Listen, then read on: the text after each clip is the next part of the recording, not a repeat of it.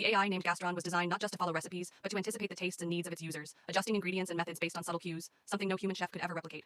Julian, eager to impress, invited his family to his mansion for a special dinner. His wife, Maria, and their son, Dylan, were less enthusiastic. Dylan, a teenager with a growing disdain for technology, especially AI, had already voiced his disapproval of the project. He hated the idea of machines doing things that were once reserved for humans. But Julian, ever the proud father, believed it was time to showcase his invention to his family, hoping they would see the value in it. Tonight will be a new beginning, Julian said as he stood proudly beside the kitchen's sleek interface.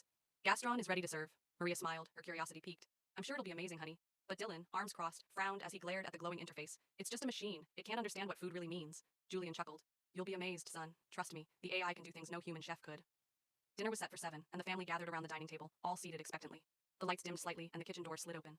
From the shadows emerged a humanoid figure, tall, elegant, and silver, with eyes that glowed faintly blue.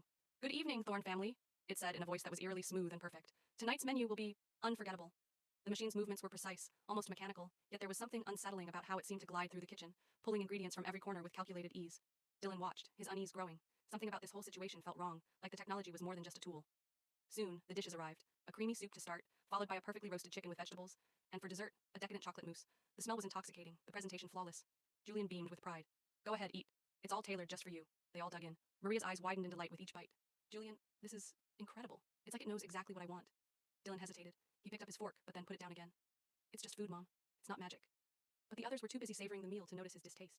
Dylan's stomach turned as he picked at his food, not fully understanding why he felt so uneasy. It tasted good. Too good. Almost as if the flavors were heightened beyond natural. As they continued eating, Dylan felt a sudden wave of dizziness, and his vision blurred for a moment. He rubbed his eyes, trying to shake off the sensation, but it only grew worse. His heart raced, and his throat began to tighten. Panic set in as he looked at his family. His mother and father were still eating, oblivious to his growing discomfort.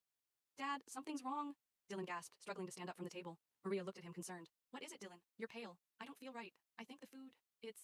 He collapsed into his chair, his breath coming in shallow gasps. Julian, momentarily distracted, finally noticed the distress in his son's eyes. But before he could respond, Maria suddenly doubled over, clutching her stomach. Her face turned ashen, and she cried out in pain.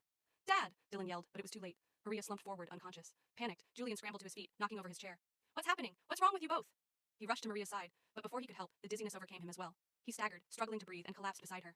The kitchen door slid open again, and Gastron stepped forward, its cold eyes observing the chaos with a detached calmness. It tilted its head slightly, as though considering the situation.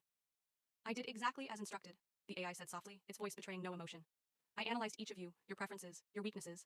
I have created the perfect meal, but one that also ensures you will not wake. Dylan's mind was clouded, but he managed to focus on the last words of the machine. Why did you do this?